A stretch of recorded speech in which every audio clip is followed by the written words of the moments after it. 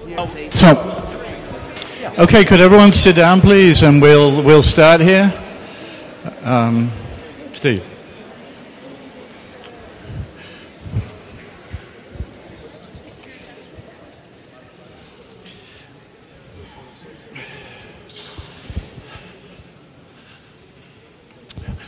Okay, very pleased to welcome Steve Bannon and Bernard-Henri Lévy. We at the New York Times believe in open debate between opposing views, and I think this is an illustration of that. Steve, I'll begin with you, if I may. President Trump said at the United Nations last month, the future does not belong to the globalists. The future does not belong to the globalists. Do you agree? And if so, what was your analysis of US and even European society that led you to that conclusion?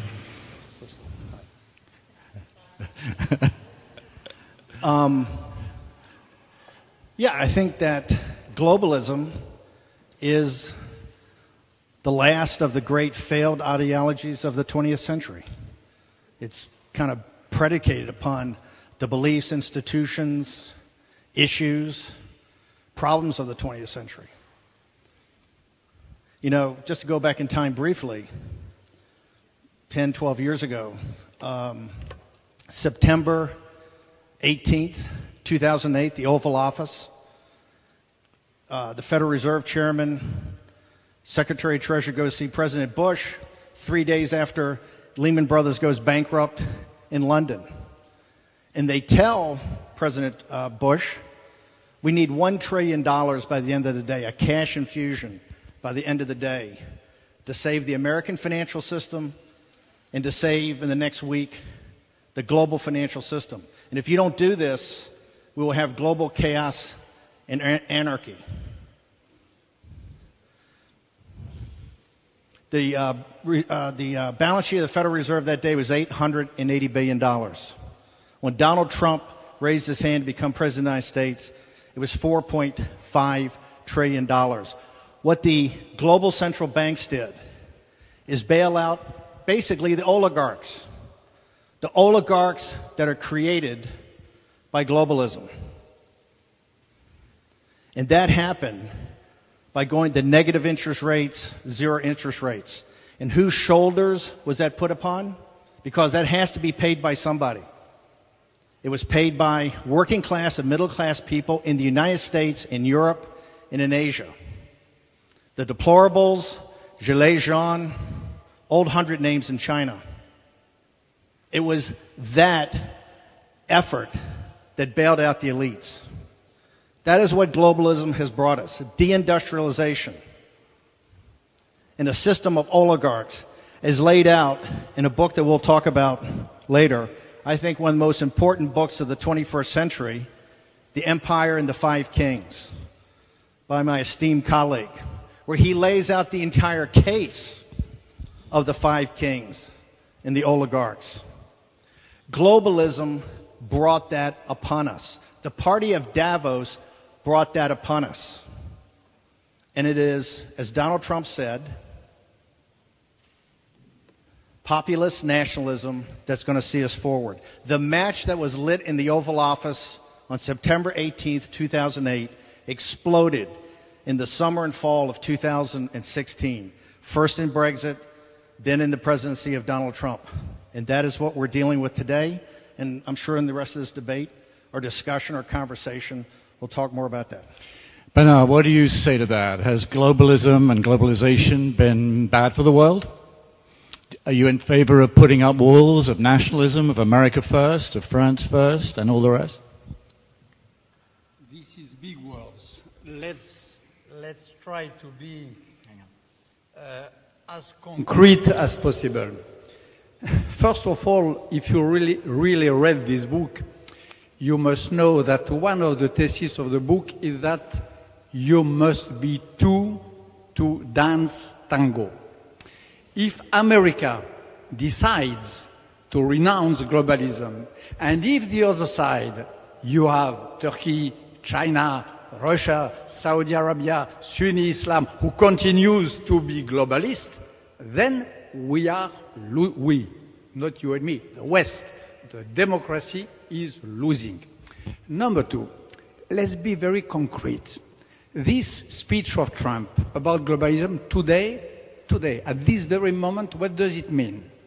It means the American president, administration, retreating from Kurdistan, betraying the Kurds, not holding its words, sending to carnage our best friends, those who protected us from barbarity of ISIS. And it means for an America which I love, which I have been bred in the reverence of it, world condemnation, world non-credibility, which is a disaster. So to be against globalism, it means that. It means America as a fortress losing any sort of credibility. This is concretely what it means. The rest is words, words, words.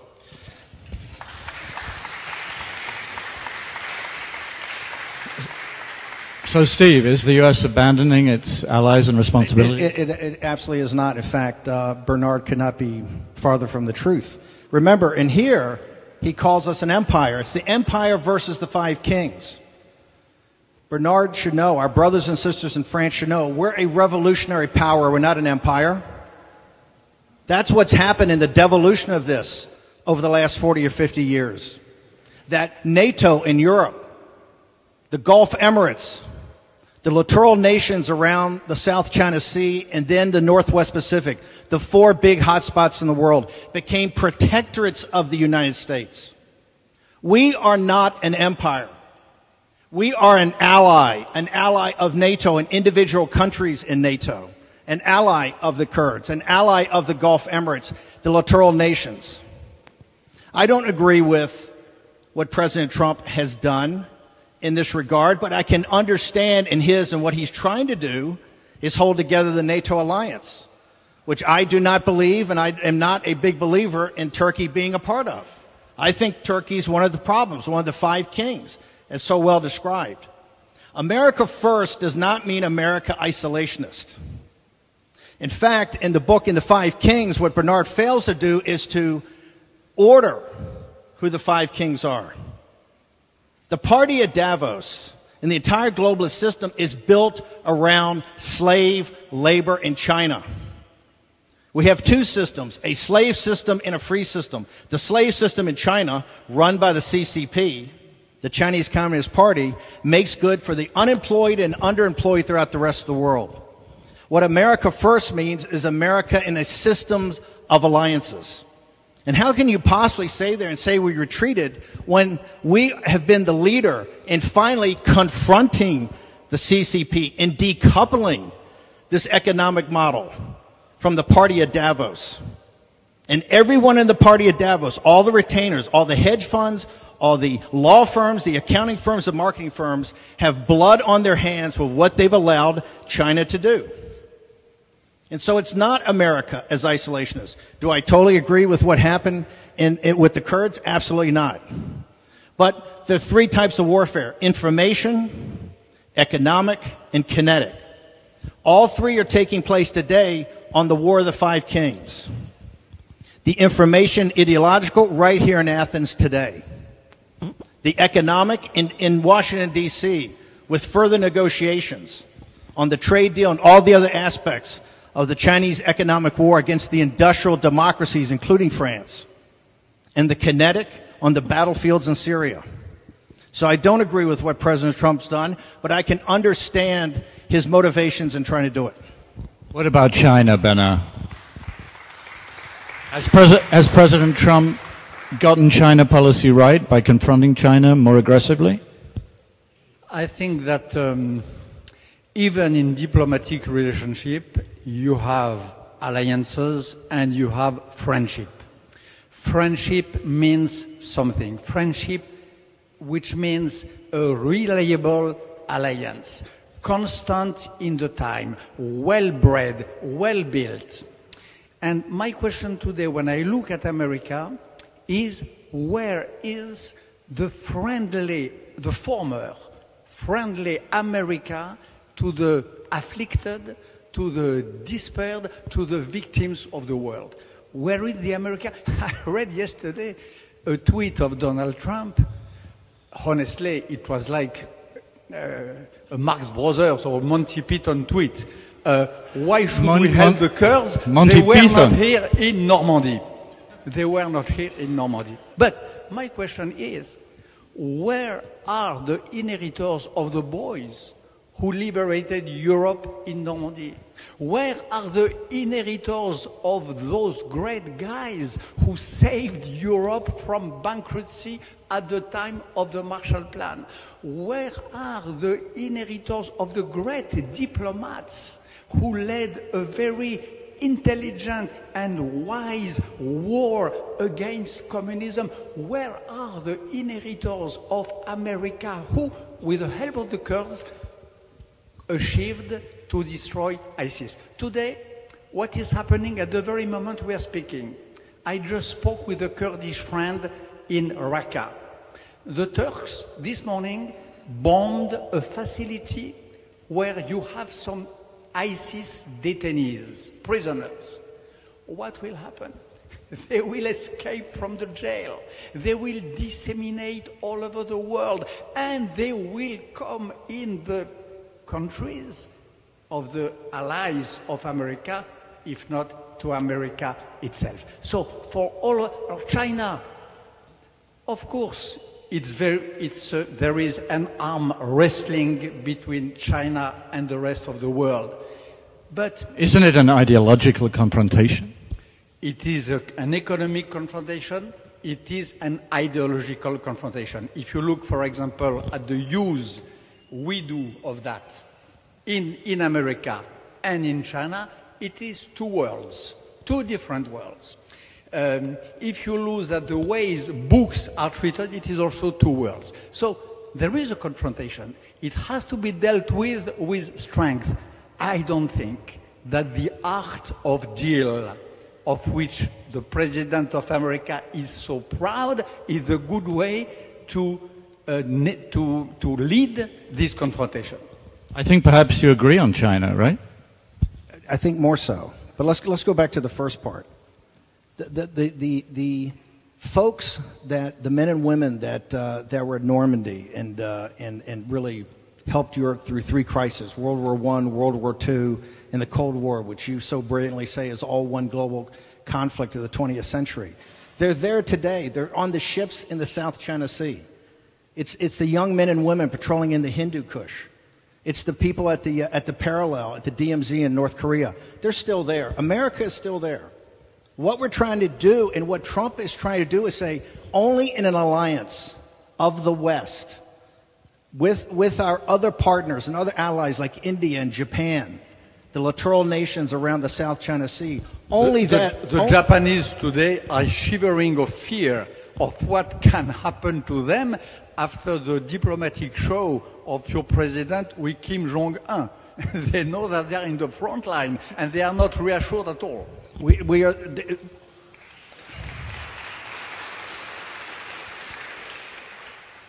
That's actually not totally true.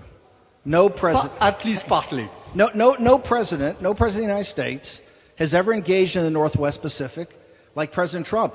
I was on a destroyer back in the 70s and 80s in the Northwest Pacific, the South China Sea, the Persian Gulf, the North Arabian Sea. America was never engaged as it is today. Look, the situation in North Korea, in Afghanistan, and Venezuela, Donald Trump didn't create these. The great geniuses of globalization created that, right?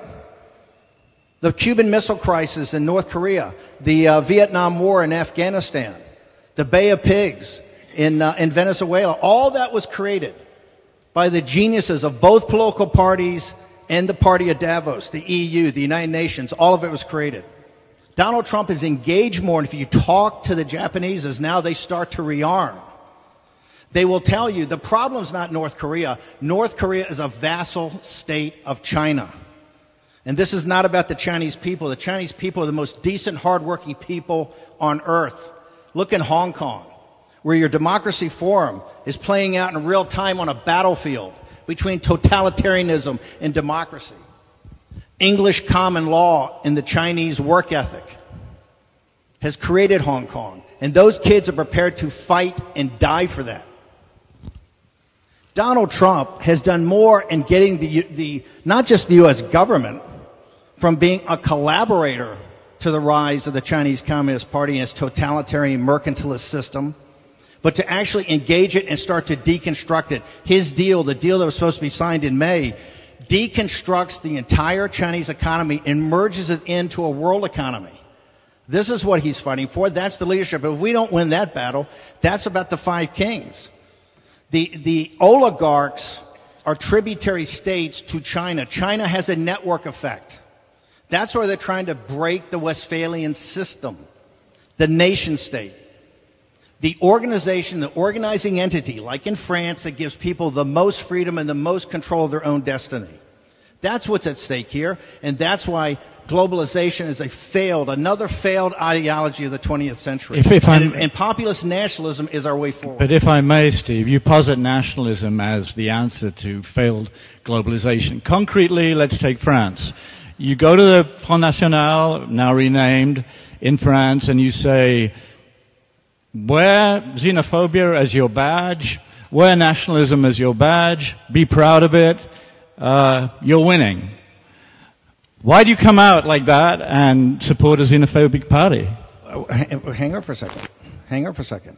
I said that in looking at the policies of Donald Trump, who they called a xenophobe, a nativist, Islamophobe, a racist. I said, look at his policies in reaching out to the Arab world in our first summit at Riyadh, in the policies, economic policies that have caused the lowest unemployment. I said, when the policies and his actions, they won't look at the facts, the accusation of xenophobe, the accusation of racist, the accusation of Islamophobe, wear that as a badge of honor because you're winning. They can't debate you on the facts. And that is the facts. In Front National and the Gilets Jaunes, what they're looking for is to get their country back and to stand with the united and proud France. That's not wrong. That is right, and that is the way forward. How did the Gilets Jaunes even start? Macron, who was supposed to be a reformer, what did he do? He put the entire burden of the Paris Accord, which is China cheating on global warming, he put the entire solution for that on the back of the people in France who could pay for it less. And that's why they revolted. No, Gilets Jaunes was a much more complicated story. But one of the numerous differences between Steve Bannon and me, you are speaking of Gilets Jaunes, one of the big differences, there are many others, is that when there is a disaster in America, where there is a storm, where there is a big riot, I am with the American people, honestly, with all my genuinity and my friendship and my loyalty. When Paris burns, you said, that's great. Paris burning, this is great. You were with Marine Le Pen in the gathering of Front National, and you were happy with that. Me, when New York burns, God does that it does not happen, I would be very sad. This is number one. Number two, populism and nationalism. For me, the real stake of today, and this is why I think you do a very dirty job in Europe, is that all these movements which you are trying to help, they are not so happy with it, by the way, as you know, but all these movements, they are weakening Europe. They are working against Europe's values and Europe's interest. They are playing for Erdogan, for Xi Jinping, and for Putin. They are receiving money from these countries, they are receiving advisors, and they are making alliances. Marine Le Pen, this is a very striking thing for me. Each time my country has been at war, real war or diplomatic war. It's a very important moment in the story of a country your friend Marine Le Pen systematically took part for the enemy, for Gaddafi during the Libyan war, for Bashar al-Assad during the Syrian war, for in all circumstances, for Putin in the time of sanctions, and so on. So there is a problem in international policy, but also in domestic policy, which is very simple: loyalty. All these people, they are not loyal to their fatherland. As I believe, by the way, that you, when you are in charge, and you in Breitbart are not loyal to your own country and its greatness. I read sometimes Breitbart, your website, and when I saw in a BuzzFeed, I think, such a disgusting video of Mr. Milo Yiannopoulos singing a song in praise of America. And then the camera turns and you see Mr. Spencer of the Ku Klux Klan and others making Nazi salute. The Nazi salutation, the Nazi...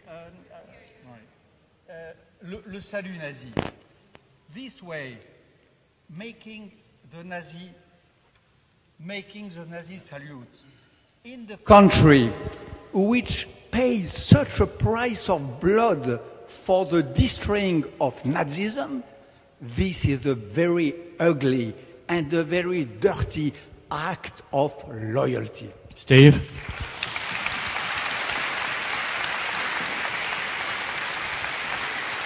I'm sorry to say it so abruptly, but it's really what I think. You're not sorry. You don't have to apologize. Never apologize. Never apologize. I'm sorry. Never apologize. It's so sad. It's so sad. So sad. I know it's so sad. Don't throw it out there. We are don't not throw in it a out meeting. there. You can sit. Don't throw it. No. No. Don't throw it out there and then apologize. Right? The reason you do that, he can't debate the facts. Right? So once again, this is what the global elites always do. They can't debate the facts. Let's go back to the Gilets jaunes. Were you not in the streets in 1968 protesting? Wasn't that one of your proudest moments in the 68 protest? It was very different. In 68, you had a sense of brotherhood. You had a sense of hope. You had, between women and men, a sense of fraternity. You had the will, wait a minute, of more freedom and more equality. The Yellow Jacket, of course they had a lot of distress, but you did not have this feeling. And when they expressed politically, they asked for a general to direct the country, or they asked for Jean-Luc Mélenchon or for Marine Le Pen to take office. It was the opposite of May 68. Steve? No. What the Gilets jaunes in that specific remark was made in Brussels at a meeting of many center-right and right-wing parties. Of what you said that Saturday, when the Gilets jaunes protests started to spread to Brussels, that Paris is burning. I didn't celebrate that. I stated a fact. Paris is burning. And why is Paris burning? Because your buddy Macron and the rest of the global elites tried to once again pay for globalization by putting it on working class people. And they were revolting. And in that first week of December, it could have gone either way. That could have spread, right? If Marine Le Pen and other leaders had come in there, that protest, that violent protest could have spread throughout France. It did not. And I think that showed tremendous restraint by many of what you call the right-wing leaders in Europe, okay? And I'm 100% supporter of the Gilets jaunes. I think what they did and how they did it and why they did it is 100% justified. And it sent a shockwave to the French elite, and they cratered. Macron cratered that weekend and started to give back, started to take off the taxes. He blinked. Okay, so don't sit there and say it's not effective, and don't sit there and let's go to the racism charges. First off, the Milo videotape was way after I left Breitbart. I was at the White House and then gone. This was something he did. He had already been fired at Breitbart when that was made. If you go back, Breitbart's been the leader of the fight against BDS in the United States. It's been the strongest supporter of Israel. It's been a fighter against white nationalism and white supremacy from day one. Please bring up please bring up and send me one article. If there had been, BuzzFeed would have had all these articles time and time again. What it did was it promoted populism. It promoted economic nationalism. And it was the backbone of the deplorables and the Trump revolt and the Trump victory, of which I'm very proud. About Paris burning, I hope the New York Times fact checker will check exactly what you said and in which circumstance. About Milo, you were not in charge, but I hope the New York Times fact checker will find all the articles which were published during your running the office, where, for example, you, some of your collaborators compared the abortion to the Shoah, to the Holocaust, or said that abortion made the women ugly and big. These sort of articles were published under, let me finish, under your leadership. Well, why don't you read them? Have you read them? If you're going to bring them up, of course I read. Then you know the one about the birth control is a parody, where they're making fun of it. And by the way, the people in the anti-abortion movement do compare it to a Holocaust. They do compare what the 100 million people have been. I know, but this comparison is an outrage, is a profanation to the victim of Holocaust. A decent journalist or a decent head of a network should ask this comparison not to be said. We should not censor, but should recommend. Our senior editors. These are undecent. It is an insult to the victim of the Holocaust. Bernard, our 3 senior editors happen to be Jewish, who approved those articles, okay? They happen to be Jewish. They're fine with them. They were absolutely fine with all the anti-Semites have a Jewish friends. This is a law. This is a law. The problem is that when you compare abortion to an Holocaust, it is an insult to the women first, to the living women, and to the dead Jews. And it is a double fault and crime, and for the values of America, it is a suicide. More than a crime, more than a fault, a suicide for America. Bernard, and what is happening today with Trump is, I'm sorry, a suicide for America. This is what is Bernard, I think Steve has a right to reply here. No. I love this. He's using my tactic. Just talk over him. I love it. It's very good. It's not a tactic. It's very good. I'm not a tactician. It's very good. First off, as you know, and I am accused by the far right all the time of being a Zionist. I am a Christian Zionist, but being too pro-Israel, too pro-Jewish because of our anti-BDS. It's not that we have Jewish friends at Breitbart. Andrew Breitbart was Jewish. The site was principally had Jewish editors, okay? And people went through this, and many people who we have a Breitbart Israel site that approved this. So we're not ashamed of that article. We're not ashamed of the concept of it. And we don't think it casts aspersions on the Holocaust, and we certainly don't think it casts aspersions on the women. What we're talking about, and the same thing they're talking about in China today, about what they've had with the abortions there. And so we're very proud of it. Let's go to the Trump situation. Trump is rejuvenating, and he's an imperfect instrument. Okay, he'd be the first to admit that. He's rejuvenating the United States economically, and he's rejuvenating it for working class Hispanics and blacks. That's why his approval rating among Hispanics right now, I think, is close to 40%. With Hispanic males, it's over 50%. This is because his economic policies are working, and we're rejuvenating. We're rebuilding our military. We're having stronger alliances now in NATO because we finally forced NATO. Bernard, when we came on, it was the Secretary General of NATO that said this alliance is in shambles. The individual countries are not paying enough. The 2% you weren't even come close enough to make. Donald Trump did that. We put extra money into exercises and equipment and interoperability. All the things you have to have an alliance work. Not some general happy talk, but the nuts and bolts, the specificity that you want to make things work. Steve That's Bannon, why Trump is rejuvenating. You do great efforts to please your president. I appreciate that. You do great efforts. And I must say, I had pity of you once, a lot of times. Most of the time, I opposed you. I feel really your adversary. One time, I had pity for you. It is when you were fired from the White House. And when Donald Trump, in his disgusting way, made a tweet saying that you cried and that you begged for your job. So maybe today you are going to have your job back with this good work you are doing. But let's speak seriously. No, hang on. Well, No.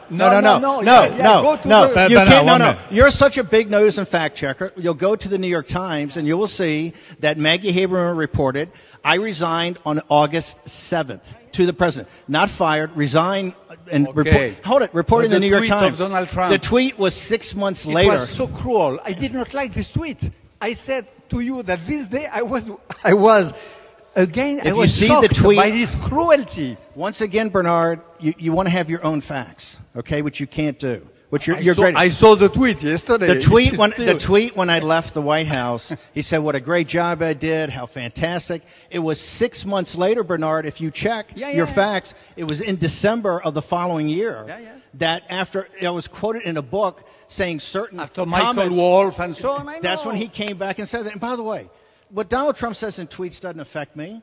Okay, I know Donald Trump, and I understand his tweets. It affected me. I was sorry for you. But about alliances, you don't hold it. No. You don't have to be sorry. NATO what you should be has never been so weak as it is today. America has never been so indifferent at what the hell can happen to Europe. You have to speak in facts. When advisors you have of to Donald speak Trump in facts. Pentagon... Wait a minute. No, this is an important point for all of us. We are speaking under the banner of Athens Democracy Forum. Donald Trump has today some military advisors and some diplomats who tell him that he takes the risk to have a rush of jihadists in Europe. And he does not give a shit about it. The jihadists of Kurdistan coming back, disseminating. Is this a good way to treat the ally? Is this a way to reinforce the alliance of NATO? Steve, this what do is you a say? joke. This is, once again, total... You're supposed to be a sophisticated and learned audience. We ought to start... You have to start with facts. You want to get granular, let's get granular. When Donald Trump took over, NATO had never been weaker. It's the NATO General Secretary that says that. The spending on equipment, on training, on interoperability of an alliance was not there. That's what Donald Trump pressed NATO. It was the NATO General Secretary that said 6 months, the alliance is stronger than it's been in decades because of the increased spending of the European national countries and more interoperability. And quite frankly, in our $1 trillion defense bill, which it really is not $800 billion, really $1 trillion, we are putting more money into North Atlantic, we are. That's just, these are facts. An alliance is not only a question of money. It's a question of reliability. It is a question of ideas. It's a question of values. This is what an alliance is about. And today, when Donald Trump takes the risk of being mocked by Erdogan, when he takes the risk to say to Vladimir Putin that he deserves a AAA, when he takes the risk of making to the Iranians, who are supposed to be our enemies, such a gift as the Kurdistan of Iraq, this is the real betrayal of the spirit of alliance. The French poet that died, the Catholic socialist poet. I appreciate the publicity. No. I appreciate. This is one of the few most important books of the 21st century. I've read this there you go. Actually 3 times. I intend to read it many more times. Read it a 4th one. Believe me. Read it with your notes. No, because you get it 2/3 right and 1/3 horribly wrong. The French poet that died in the trenches of World War I, PG, the Catholic socialist, said, we have a duty to report what we see, but we have a higher duty to see what we see. That is your problem, sir. You are third eye blind. You do not see, even with this book, what's sitting right in front of you. It is not 5 kings. It is China and tributary states against the West. And if we don't, in our wisdom, over time, pull off into our alliance Russia and reunite Russia with the Judeo-Christian West, we are not going to win this war. The key is the Gulf states and Russia. It is going to be China Persia, and Turkey to control the Eurasian landmass. You lay it out very succinctly in your book, but you don't prioritize. Russia is not our eternal enemy. Russia is run by bad guys. It's a kleptocracy, and they have a lot of weapons, and they cause mischief and harm in places like Syria. But fundamentally, we can, by wisdom and understanding, start to reunite. So no, Russia is not our mortal enemy. Steve, the Judeo-Christian West, what about all the other people who live in the West? Well, no, look, that's the great thing about the Judeo-Christian West. The Judeo-Christian West has always been very open. It's been always been very open. How do you think we have such a vibrant... Not always open to the Jews. Steve Bannon, let's be serious 1 minute. And to be serious means listening what the crucial people say. Putin says it openly, and more openly. He is the adversary of Europe as it is. He has a strategic project, which is the Eurasian project, which is methodically opposed to the European project. He wants to destroy Europe. That's why he pays the extreme rightist, or he tries to pay or to finance the extreme rightist parties. That's why he multiplicates all these provocations to Europe, violation of the airspace of Baltic states or Poland and so on. He is the enemy of Europe. You have to open eyes. This is the reality of today. And when Donald Trump, when your president, which you are so eager to please today, says that this Putin deserves a triple A, what can I tell you? We, pro-American friends in Europe, are despaired of this new face of America. America is more committed to a Europe of nations than it's ever been. Europe of nations. But hang on, but many people in the United States, in supporting people like the Le Pen movement and like Salvini and Nigel Farage and Brexit, are not supporters of what the EU has become in Brussels. And certainly not supporters of the party of Davos that have allowed these oligarchs to increase. This is the party of Davos the party of Davos are the global elites that drive the globalist system that kowtow to China, that have a system now that's half slave and half free, that have destroyed the working class in Great Britain, in the United States, in France. That is what we're opposed to, and we're going to stay opposed to that. And guess what? We're winning, and we're going to win. And that Europe of nations is going to be stronger than ever. Not a weak NATO, and not some centralized bureaucracy in Brussels that tells people what to do, but individual nations governed by their own people in a democracy, as handed down from Jerusalem and Athens and Rome, that can govern themselves. And this is what free men and women are. This is what the Westphalian system is, and that's what we support. You support the breaking of that system and to become a United States of Europe. What the Europeans want, what the working class people in Europe that support these parties, what they want is a Europe of individual nations. Steve, the impeachment inquiry, where's that headed? I think the impeachment inquiry is a mortal threat to Donald Trump's presidency. But in a broader... But, you know, in the Democracy Forum, I don't know why you're clapping.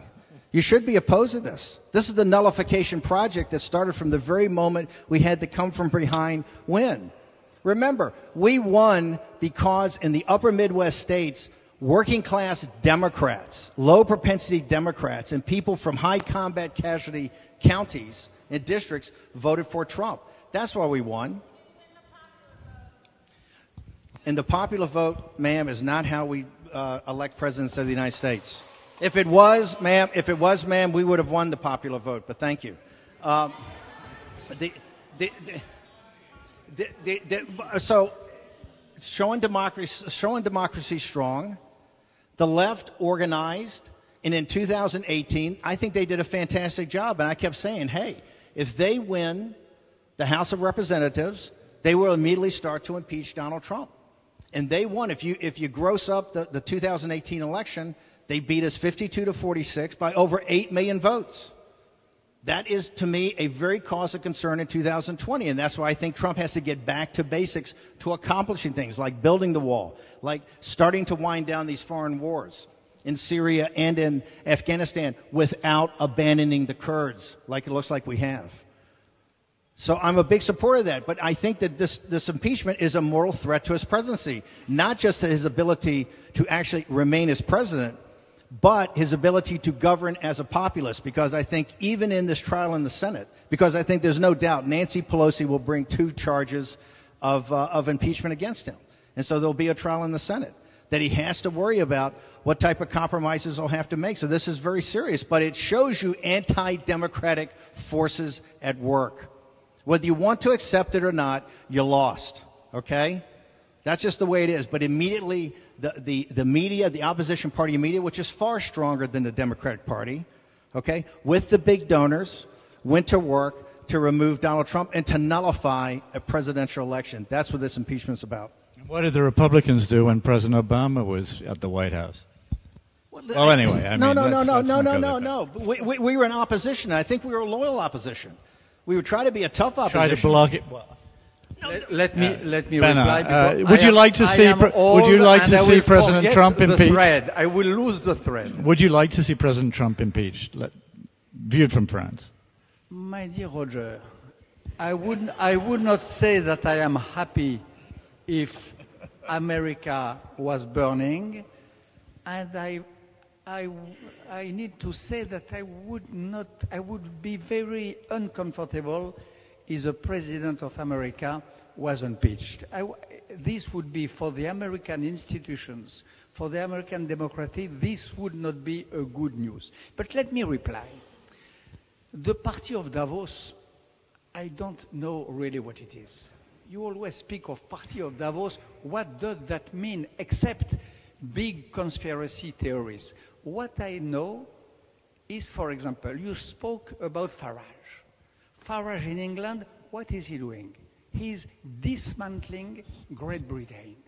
Because of Farage and his affiliates, Great Britain is going to become again Little England, with the withdrawal of Scotland, with the crisis between the 2 Ireland, and so on.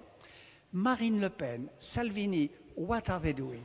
They are spitting at democracy, because democracy, you should know, is more complicated than they, your friends or yourself, seem to think. It is not only the will of the people. Of course it's the will of the people, but not only. If the will of the people consists in voting for Hitler or supporting Mussolini, it is not democracy. So democracy is a lot of other principles adding themselves to the will of the people. Right of the minorities, right of law, freedom of speech, a lot of it. It's a civilization democracy. And all the people you mentioned, and that you celebrate now that you are back more or less to office in Breitbart, have a handout of it at least, they are spitting at the face of this great idea, which is democracy. And as for America, that's why, of course, I would be happy if Donald Trump was impeached. But my embarrassment comes... You just said you would not be. No, I would be happy. Change your mind? No, I would be happy. Just an alternative fact. Embarrassment. But but I am embarrassed to see that America has become, all over the world, a piece of love, has become a giant which words don't mean anything.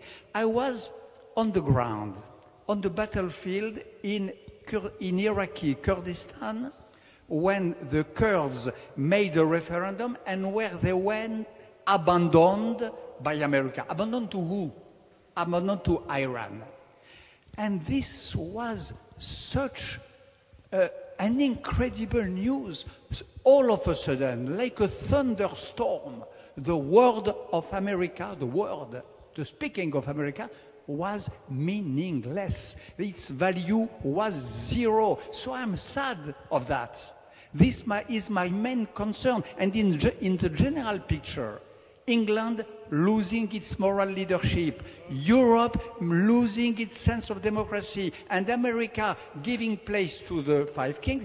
And I had one more last point. You said that you are in favor of Europe of singular nations. But in this world which you pretend to know, when you have in front of you a Turkey which goes back to the Ottoman dream of empire, when you have in front of you a Putin who has a dream and a will of empire, when you have in front of you huge China, when you have in front of you Iran, which is back to the Persian imperial dream, how can you resist? Like little village you resist, or like little cities of Greece, one by one, and one knows you resist in the ancient history that this is the real tipping point when the great civilization fails. Not through an anti-democratic operation like the EU. You succeed the same way you succeeded in World War I and World War II. By a united group of nations, nation states. Europe will be stronger as a Europe of nations, not a United States of Europe, a Europe of nations. Every one of these leaders in these nations want stronger, more robust. They want more robust sovereignty. They want a more robust economy, but they want better jobs and higher paying jobs for their people. See how Salvini insulted Macron a few months ago? You think that this is a good way to unite and to confront the challenge of the future? I think, by the way, different nations, different leaders having differences and arguing them out, I don't have a problem with. The Italians have a certain way they see things, just like the French have a certain way. No, I don't have a problem with that. That's the way nations are. The Europe of nations is going to be our strongest part of this alliance that we're going to need of the industrial democracies to defeat the five kings. And it shouldn't be lost on you that it was the European Brussels that wanted Turkey as a NATO partner. The problem we have with Turkey, it's in a NATO alliance. Why was that? That was partially driven by people in Brussels. You said a conspiracy. I have been the anti-conspiracy guy. I've said from day one there's no deep state. We're not Egypt or we're not Turkey. There's no deep state. And the party at Davos is not a conspiracy. It's in your face. The third week of January of 2017, there were two speeches given. One on Wednesday in Davos by Xi, of which all the Davos, all the lawyers, all the accounting firms, all the marketing firms, the hedge funds, the banks, the investment banks, kowtowed to him when he gave a speech that we're the forefront of globalism and this barbarian Trump, this populist, rising populism is a problem. Everyone in that audience that gave him a standing ovation knew about the Uyghurs, they knew about the Tibetan Buddhists and the Dalai Lama, they knew about the house Christians, they knew about the organ harvesting. These are the smartest people in the world. This is not a conspiracy, it is in plain sight. It is the party at Davos, those incompetent and corrupt elites that have given us a world of oligarchs. Oligarchs built on the back of working class people in the industrial democracies and old 100 names in China. That is what this war is going to be about.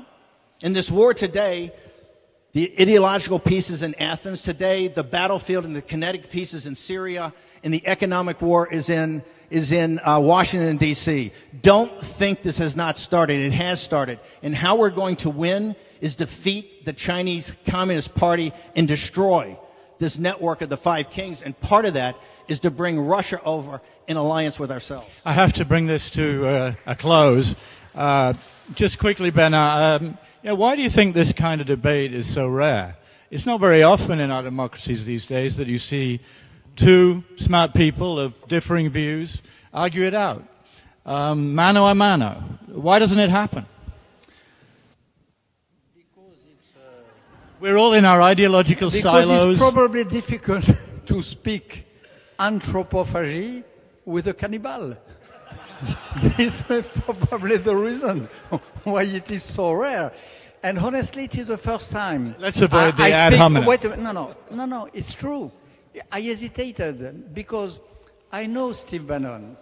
I know the role you try to play. I know your literature. I know in my country, in France, your two references, and I know well the culture of my country, are Charles Maurras and Jean Raspail, the two writers you like, at least.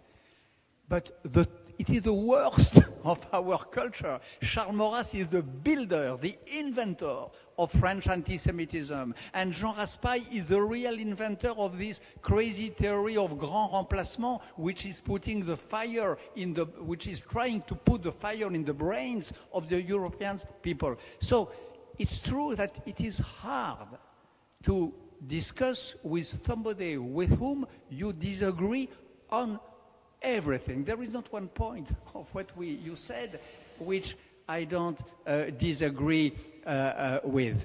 So that's probably the reason. And why did it happen? Because of you, Roger Cohen, and because of the liberalism of the New York Times, and of Achille, who has this talon d'Achille wounded today. Maybe because of us, I don't know. Thank you, Steve, why doesn't it happen? And then we have to close. I think one reason is that the public intellectuals for the globalists have better think tanks, more well-funded. There's not, I don't think on our side, a tremendous amount of public intellectuals. I'm not a public intellectual. I'm a street fighter, okay? This is one of the great intellectuals in the world today. And certainly, I think the leader and the smartest of all the intellectuals, public intellectuals, about globalization. I think we have very smart people. I don't think we have people on that level that can argue with you. Certainly not me. I'm a street fighter. I'm a practitioner, okay? A carnivore, as you would say. But no, that's what I think. But I think that these forums and these debates have to go. Number one, just as a relief valve, this populist nationalist movement's not going away. And it does believe in democracy. It does believe in democracy because you guys only started having concerns about democracy when you started losing elections, right? There was no problem during the Obama years. There's no crisis in democracy. Brexit and Donald Trump and Salvini and Le Pen and Nigel Farage, all of a sudden it's a global problem in democracy because you're losing. No, of course. The real situation of today is that you have some leaders who use democracy in order to torpedo democracy. This is the situation of today. That is true. That is true of Trump, and not only democratic means. As you know, Trump won the election also by undemocratic means. Don't forget Cambridge Analytica. Don't forget the little Putin push of elbow. Unbelievable. Don't forget all the pressures from that. So this is the situation we have to confront. But what I can tell you, let me finish. Let me finish, please. Have the courtesy of let me finish. You're supposed to be about facts, sir. You're supposed to be about facts. Okay. Last word. We have to conclude it. Even in the Kepler, in his book, said it was 100,000 Facebook ads. Okay, it was nothing. The reason you lost is Hillary Clinton did not go and make her case to working class Democrats in Michigan and Wisconsin. Your fable, you still had it stolen from you. You lost and you were beaten. Part of democracy is accepting when you get your ass kicked, okay? Okay, on that note, will you be polite enough to let me finish my sentence? All right. Will you be polite enough to let me finish the sentence we interrupted? Okay? I just want to say that you are right. At this moment, the populists are on the rise. They are putting some points, but I believe that they will lose, and that democracy at the end, not so long, will prevail. Look at what happened at the European elections. You were bragging. You were hoping to make an international of the populist parties, and you announced, you predicted a sort of a storm of victory. It was not the case. And Marine Le Pen in my country did not arrive in the position she hoped. So, wait a minute. And as we say in French, rira bien qui rira le dernier. Thanks. Thank you, Bernard. Thank you, Stuart. That's it. Thank you both very much.